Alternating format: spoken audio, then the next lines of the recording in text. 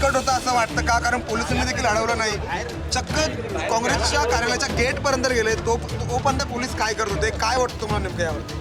हे धक्कादायक आहे, दुर्भाग्यपूर्ण आहे. याची सखोल चौकशी झाली पाहिजे ही मागणी आम्ही मुख्यमंत्र्याकडे करणार आहोत. मुख्यमंत्री देवेंद्र फडणवीस यांनी विरोधकांच्या बरोबर संवाद साधण्याची भाषा या ठिकाणी व्यक्त केलेली आहे आणि त्याच्याच विपरीत आणि त्याचा विरोधाभास आम्हाला जमिनीवर पाहायला मिळतोय.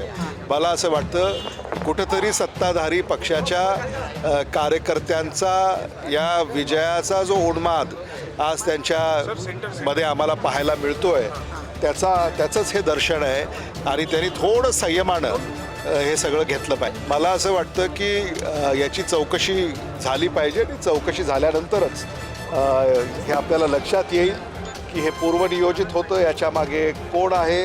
आणि तुम्ही जसं म्हणालात की अगदी मुंबई प्रदेश काँग्रेस कमिटीच्या कार्यालयाच्या दारापर्यंत जेव्हा कार्यकर्ते आले आणि पोलिसांना याची कल्पना नाही आहे, याच्यावर विश्वास बसत नाही. म्हणजे वर्षा गायकवाडांच्या प्रतिमेवर समजा जर काही त्यांनी हे केलं आहे, मला असं